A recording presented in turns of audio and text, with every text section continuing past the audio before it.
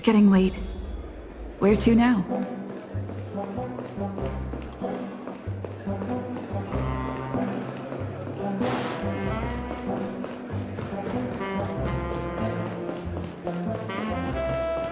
Why isn't there a sugar-free zone?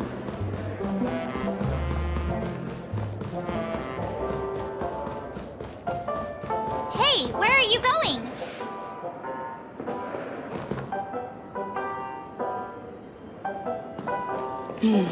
Seems the older I get, the harder it is to fall asleep. Hey, we meet again, sleepyhead. What's Miss Black Swan doing here? Nothing, Miss March. I noticed she was awake and wanted to check to see how she was doing. Though the strike from the General was timely, its destruction was also immense. When emanators collide, ordinary people inevitably suffer. But, luckily for them, the dreamscape is my home turf. Thankfully, I managed to get everyone out before the Harmonious Choir collapsed. Oh, so that's what happened! Thank you, Miss Black Swan! Don't mention it. After all, I wouldn't want to see such precious memories vanish. You're heading to see your friends, aren't you? Would it bother you if I walked with you for a short while? Of course not. But you're not planning on doing something like last time, are you? Why would you think that? I've never harbored any ill intentions.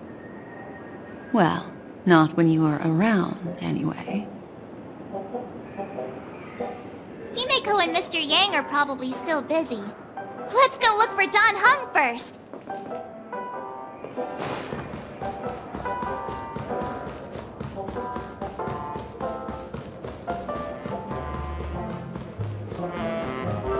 Look, he's still talking to that cowboy. One beach soul glad? Shaken? No. You're awake. How do you feel? Well, fork me. You must be that Stellaron they were talking about.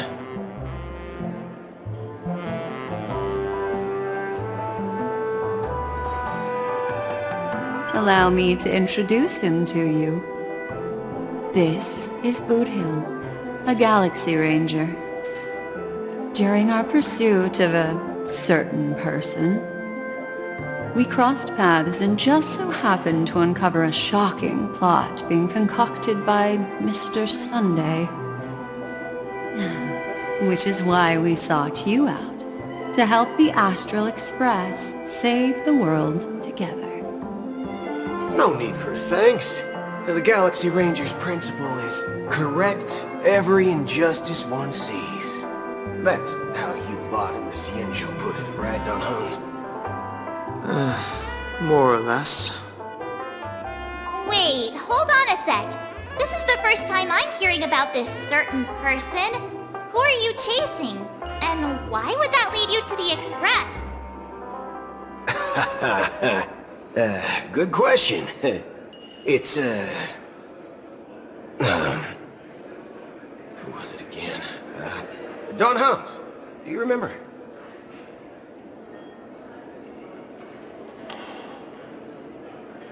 No, that ain't it. I just can't seem to recall.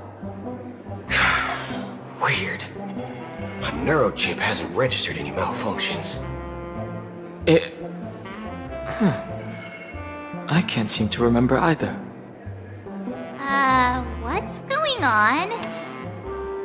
Heck. Forget about it. If it slipped all our minds, reckon that person was just a minor scoundrel. Unimportant. Ain't gonna stop us from piecing together the story anyhow. Yes, when the dust settles, I'll just think of a way to recall it in the memory zone. Everyone, let's hurry up and look for Miss Himeko, shall we? She's now a minor star on Penacony, and the entire hotel's concerned about her well-being. You're right. Let's head to the lobby then.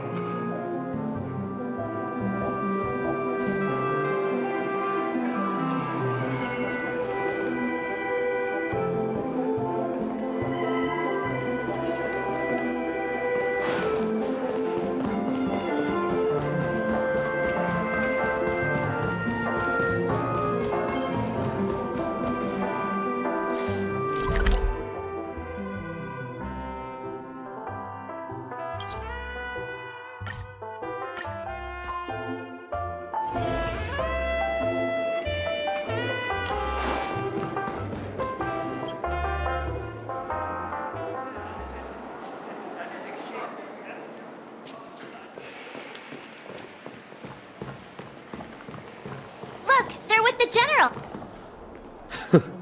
That's all right. In these times of conflict for the sake of utmost safety, it is only right that the Alliance steps forward to mediate on behalf of the Astral Express. We must not allow you to take unnecessary risks. Furthermore, despite the IPC's eagerness for success, it prioritizes peace above all. And the family, trapped though it may be, professes a desire for harmony. The Alliance has always won people over with reason. I firmly believe both parties can indeed put aside their differences and come to a peaceful agreement. The General possesses a deep understanding of the greater good. With the Cienjo Alliance mediating, peace for Penacony is within reach. You flatter me. But ultimately, it's been all down to the Express. Without your efforts, this sweet dream paradise would have been claimed by the last remnants of order before there was even a shot at peace. Well, would you look at that? Here comes the big hero.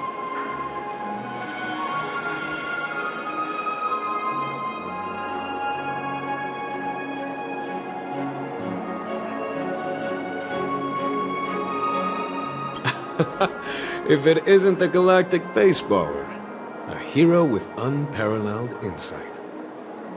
Are you okay? I heard you couldn't wake up. Are you feeling unwell? Don't worry, Mr. Yang. There's nothing wrong with her. She practically burned through a lifetime's worth of jokes on the way here. What about you, Mr. Yang? I heard that even Miss Robin wasn't spared. And that guy locked you both up. It's a long story. But at least Mr. Sunday took it easy on us. He used an ability called tuning to connect our consciousnesses with his. In other words, he imprisoned us within his consciousness. Thanks to General Jing Yuan's destruction of the Harmonious Choir, we were able to escape. He used that tuning on us too! Does that mean that we were almost imprisoned as well? I can confidently say now, he was truly after a fair fight with us. Had he wanted, he could have easily taken us down, without so much as lifting a finger. Speaking of the Oak family head, where is he now? It's complicated, but in a nutshell, he's now the former Oak family head. The IPC has named him the key figure in the family's Penacony split, citing a threat to cosmic peace. He must represent the family and answer for the unrest caused. His trial is set to take place at Pier Point. The family quickly labeled him and the remnants of the Order as enemies, declaring the turmoil an internal rebellion. This move effectively barred the IPC from intervening in family affairs on both moral and rational grounds. Everyone really has their own agenda, after all. Then, what's going to happen to Miss Robin? She and Sunday won't be able to deny their involvement in the Charmony Festival. They're siblings, after all. Why the sigh, General? I can only say that this incident is an unexpected mess for the girl. The Alliance will try to persuade the family to consider this matter carefully during mediation. It's time, everyone. The IPC's key members and I have agreed to consult one another before the upcoming negotiation. Do any of you wish to sit in? Given the General's invitation and the matter's significance to the universe, the crew will naturally accept. However, if the IPC has any reservations... Why, of course you're welcome. They've mentioned that your team is a trusted ally of the IPC in Penacony, so there's no reason not to welcome you. Besides, if there can be reliable observers from the Astral Express present, discussions will go more smoothly. So, what do you all think? Well then, we shall oblige. I'm kind of allergic to those types of situations. I think I'll just head back to my room and start packing. Not to worry. Himeko and I will take care of things. I'm afraid I'll also have to return to the Express first. The conductor is worried about us. It's best I go and explain the situation. Thank you. What about you, Will you join Welt and me? Or have you got other plans?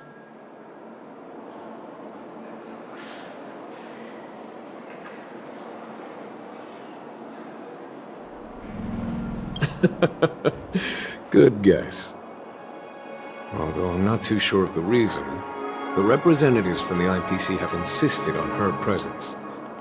Allow me to lead the way. Follow me, please. The negotiation will commence at the hotel lobby. Everyone, please follow me.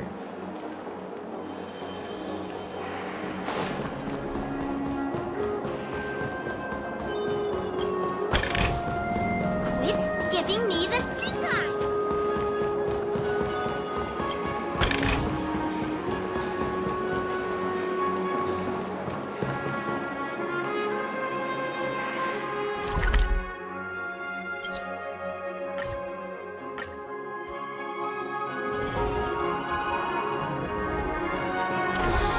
Mr. Aventurine and Miss Topaz are here too. Oh, and who is that over there? The Intelligentsia Guild's Dr. Ratio. This... It's been a while, my Astral Express friends. I would also extend my sincere thanks to you, General of the Lawfu. The presence of everyone here assures that the talks will likely reach a conclusion that satisfies all sides. Oh. Looks like everyone has come with expectations. Care to share? Of course. Topaz, if you please. Sure, leave it to me. In summary, it's good news. After much deliberation from the Strategic Investment Department's Council, the absolute majority of members have agreed to the following resolutions. In light of long-term considerations for interastral peace, and by authority of Pierpoint HQ, the Strategic Investment Department, on behalf of the Interastral Peace Corporation, will permanently relinquish its claim on Penacony sovereignty and offer unconditional support of the family's rebuilding efforts on Penacony. Now that's something.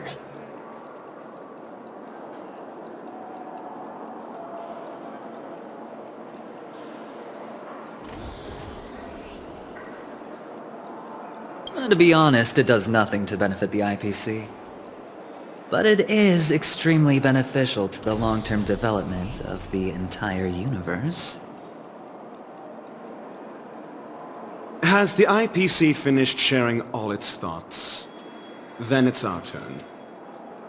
The Guild, much like the Genius Society, has taken a keen interest in the recent calamity in Penacony. Ultimately, both parties have agreed to a comprehensive collaboration, offering technical support for the reconstruction of Penacony. The floor is yours for the finer points, Mr. Screwlum. Enlighten us, please.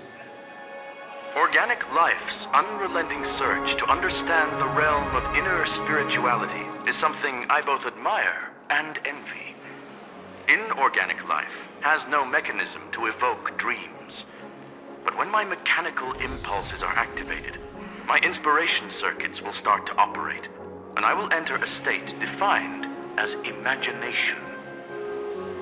Every time, within the realm of imagination, there emerges a fire from the shadows. It is warm, bright. I frequently ponder this flame might represent the essence of intelligence. A cluster of inspiration ignited by high temperatures.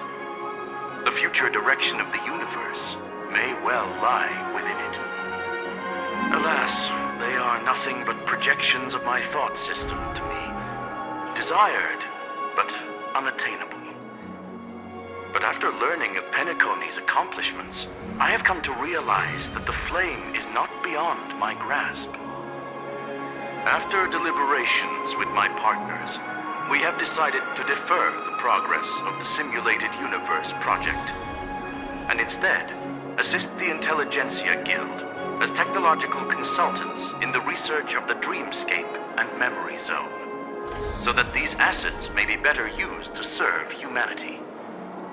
Not only that, we've also established contact with the Garden of Recollection through the IPC, and they've pledged their support for our research endeavors. I'm truly happy for the Dream Chasers on Penacony.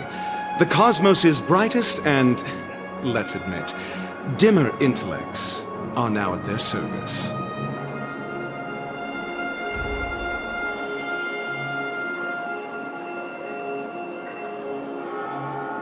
But, never mind. At the end of the day, this is a positive outcome. No wonder everyone insisted that she be there. It heartens me to learn that everyone is willing to put aside their differences for Penacony's plight. I trust that everyone will surely reach consensus in the upcoming negotiations. Looks like Penacony's future is decided. I'm wondering, is there anything else the crew is concerned about? Peace is our greatest wish. Beyond that, we desire nothing else. Well, that's good. Now that everyone's minds are at ease, I shall take my leave. You may now depart with peace of mind. The Alliance will deal with all subsequent procedures. If that's the case, it appears that we have nothing else to worry about on Penacony. Looks like it's time for us to embark on a new voyage. Sounds good to me. You two head back to the Express first. I'll pick up March and deal with the checkout procedure. Oh, also, Miss Black Swan, you have a matter to discuss with me, yes? Nothing escapes your attention, Miss Navigator. You've been with us this whole time, huh? In any case, she and I will be waiting for you in March on the Express. Let's go. Our time on Penacony has come to a fruitful end. Penacony's journey ends here. I guess...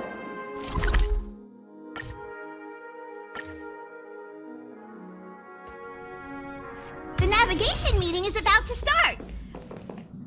Ahem. Looks like everyone's present. Let the navigation meeting commence then. This a meeting to decide our next stop? How we doing this? A show of hands. Hold your horses, cowboy. It's for those to decide.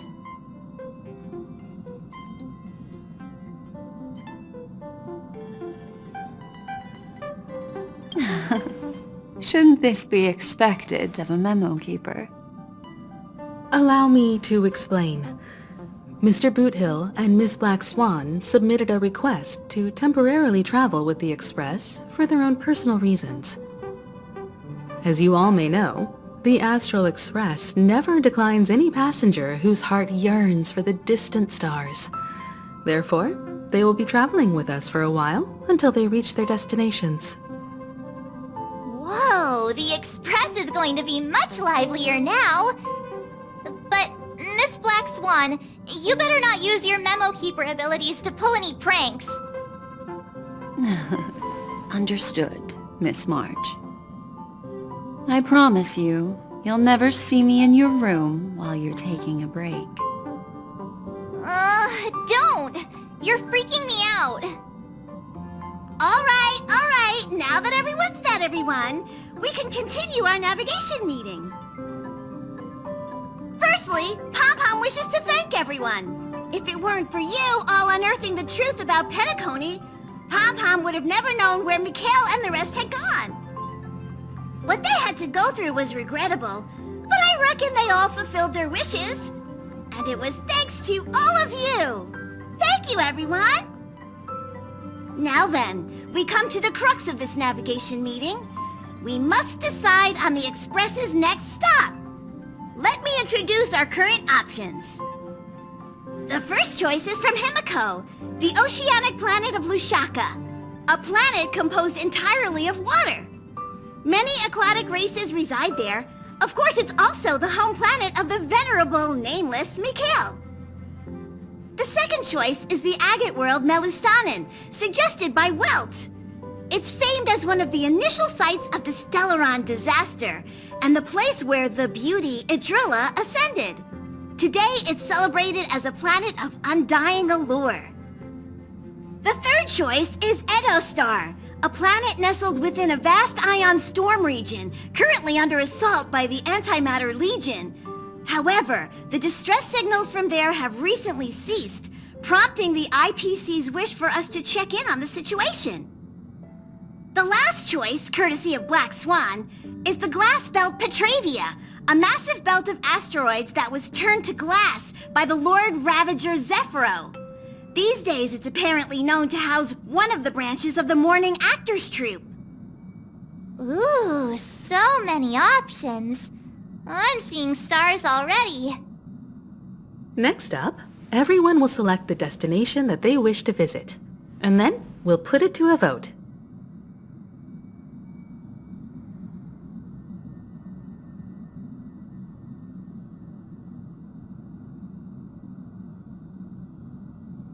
Little Misha and old Mikhail's homeland. Having been through so much in Penacony, as an aspiring nameless, I believe a visit to his homeworld is a must. Count me in. Still, I imagine that planet must have changed entirely after the Stellaron disaster. I've heard that its land masses no longer exist and the native population has completely changed. I'm not against Miss Himeko's choice, but Edo Star sounds like it's in danger. As nameless, should we not extend a helping hand? March is right. Though the fact that the distress signals have ceased means we're probably too late. But I still think we should investigate the situation there. 3 votes for Lushaka, 2 for Edo. Looks like we have a winner! Next stop, Lushaka, the ocean planet! Then this navigation meeting is adjourned. I'll go check the warp jump coordinates. Everyone can catch up on some rest in the meantime. When it's time to make the jump, Pom-Pom will make an announcement. There's still some time before the jump. What should I do? How about a chat? Over here.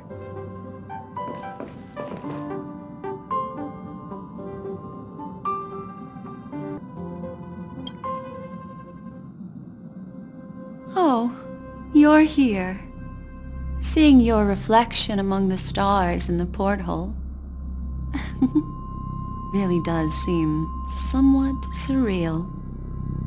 How about it? This journey of beautiful dreams. Was it to your liking?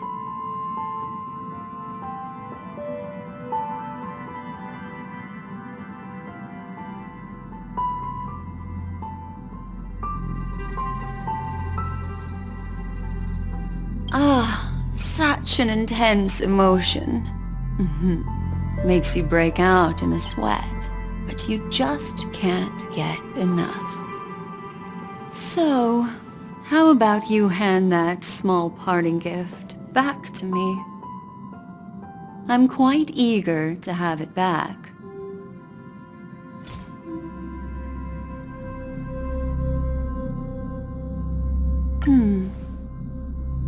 Oh?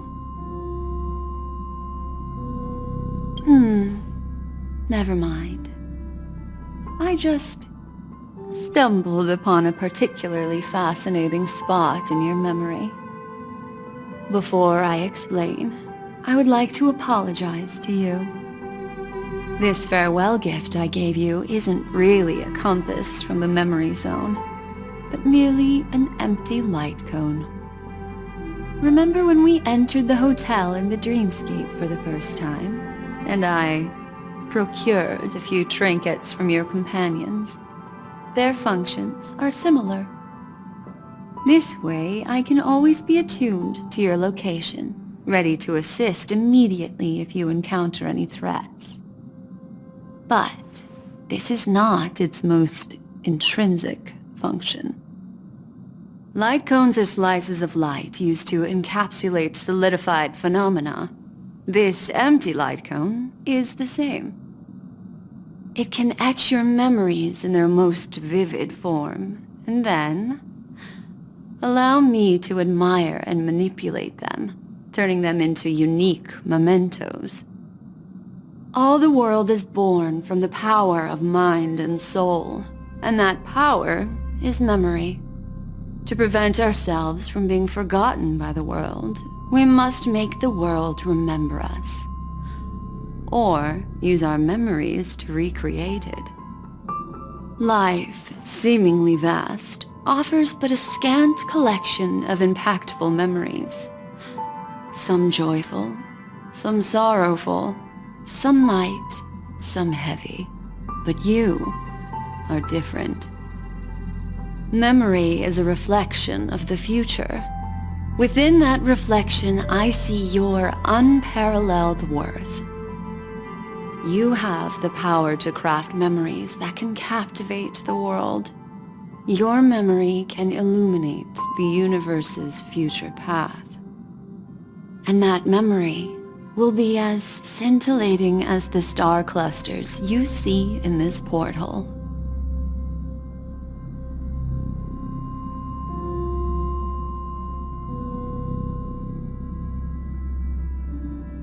Precisely. But do you know the deeper meaning behind it? The reason is simple. In this grandiose and ostentatious dream of the families, only you personally experienced the entire course. Patience, my friend. I will reveal the answer to you, but that time is not now. Turn around and take a look at your friends. Every one of them is reveling at the arrival of their next destination, all filled with hopes and expectations of their own present and future. Revealing everything at this moment would be a bit of a buzzkill, wouldn't it? I'm looking for an opportune time, a time when you're totally at ease. Perhaps when the night grows hazy and you're about to drift off would be the most opportune. How about one fine night? I will prepare the candles, aromatics, and even a cushy couch to create a cozy dreamland for you. And then I will tell you the answer in the form of a little bedtime story to lull you to sleep. Hi! Hello! Attention all passengers! The express is about to make the jump. Please be seated and hold on! It looks like we're finally about to set off. There are countless gleaming memories out there waiting for us. Why don't we just leave it at that for now? That's right. As a small token of compensation for playing that little trick on you with the empty light cone, I will gift you with some words. They hold great significance to me. Life is akin to a winding labyrinth where memories serve as our sole companions. You'll remember these words dearly, won't you?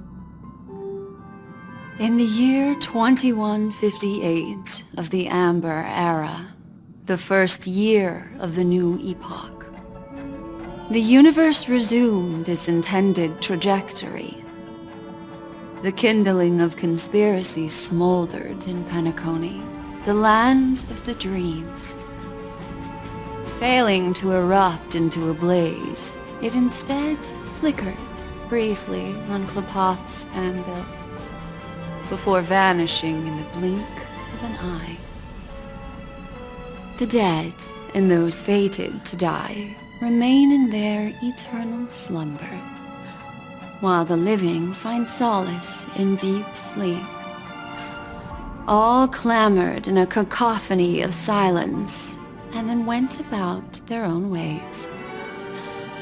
The cosmos emanated a vitality characteristic of a new era, all for the modest price of a brother and sister's mild grief. Babies are born as stars extinguish. The silver rail unfolds. The story of the Astral Express comes to a close, yet it also embarks anew. Time marches forward, heralding the arrival of a new chapter in the history of trailblazing expeditions.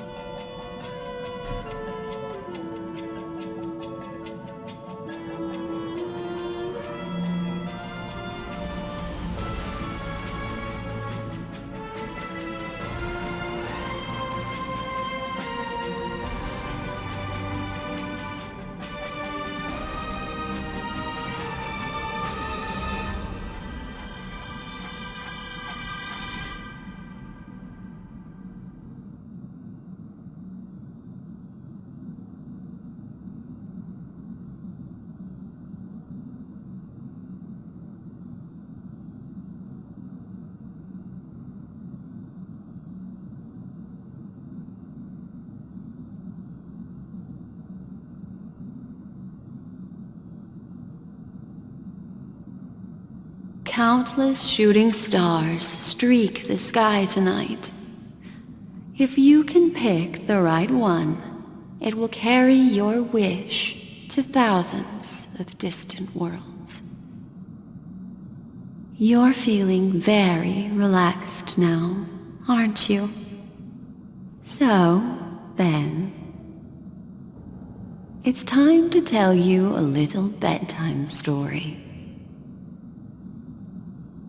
Well, let's start with a conclusion.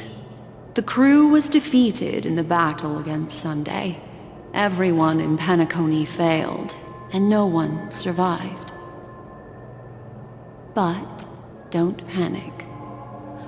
The truth, as horrifying as it may be, is not yet irreversible.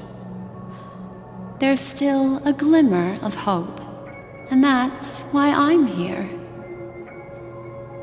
Next, I'll use this empty light cone that carries all your memories to relive everything that happened before. And when this story reaches its end, I'm sure someone as clever as you will notice that. There's a major flaw in the story you have experienced, yet within that flaw lies a glimmer of hope. Are you ready for it? Do you remember everything? When the clock turned back, the Express started a warp jump, sending you to a strange dream. You were bewildered back then, and then a Galaxy Ranger named Acheron showed you a way out. When you arrived at the Reverie Hotel, you met the doorman Misha and had a confrontation with Aventurine, an IPC representative. Thankfully, Acheron appeared again and helped you. After that, you saved Firefly and explored Penacony together. During the tour, you ran into Sparkle disguised as Sampo and accidentally entered a child's dream. There, I rescued both of you from death, but Firefly didn't return to reality.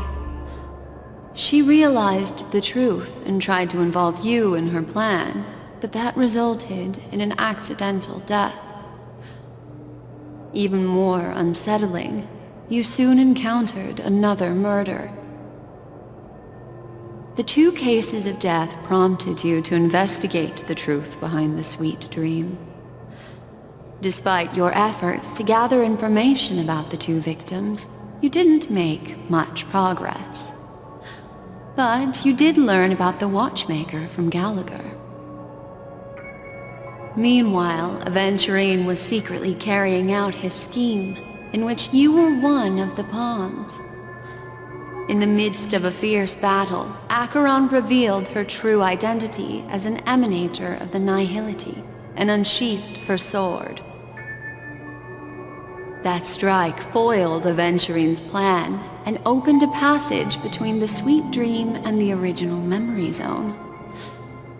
Upon your arrival at Dreamflux Reef, you learned the truth that death was actually dormancy, as well as the truth about the dreamscape, the Stellaron, and the bellboy, Misha. You split up with Sunday and Robin, looking for a way to seal the Stellaron. However, it turned out that Sunday and the Dream Master had their own hidden agenda. And you had to engage in an ultimate duel on the stage of the Charmony Festival. Finally, the story reached its conclusion. You emerged victorious, with the Trailblaze triumphing over the Order, and Penacony embracing a bright and peaceful future. This marks the end of the thrilling journey in Penacony. I'm sure you've already noticed something unusual, haven't you? The major flaw, which contradicts all the known information, hides in this story.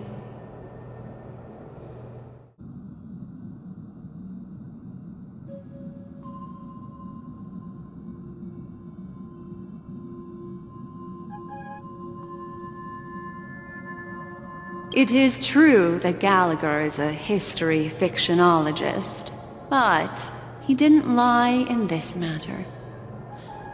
In addition, death and dormancy do arise from the same concept, don't they?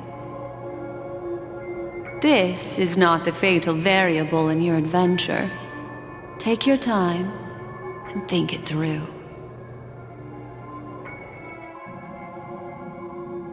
Are you suggesting that the sleeping and shapeless never bestows its gaze upon anyone, and thus no one can truly possess the power of the Nihility? That's a very astute guess, but unfortunately, Acheron did progress further down the path of the Nihility. Her unwavering belief in liberating the world from the grasp of paths surpasses the capabilities of ordinary humans. I'll discard that incorrect answer for you. Take your time and think it through. What is the fatal variable?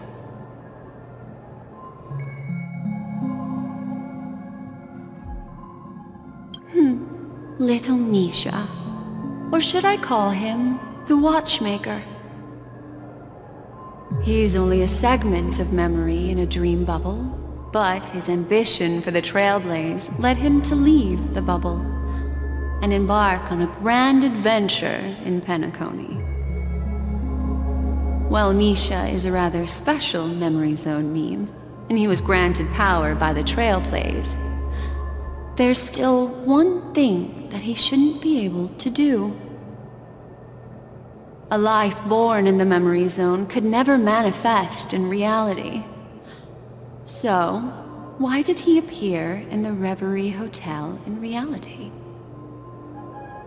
The answer is simple. He is the one fatal variable that contradicts all our known information.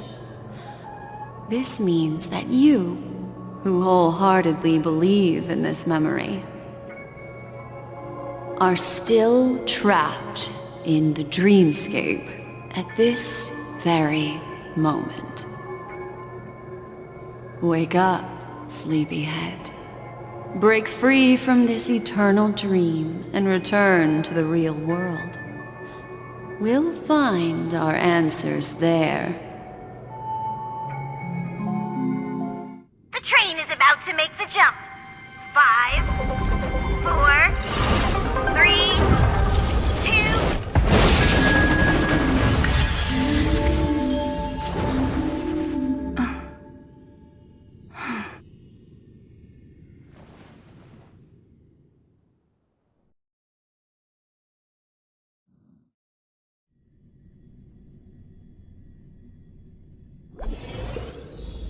This way, darling.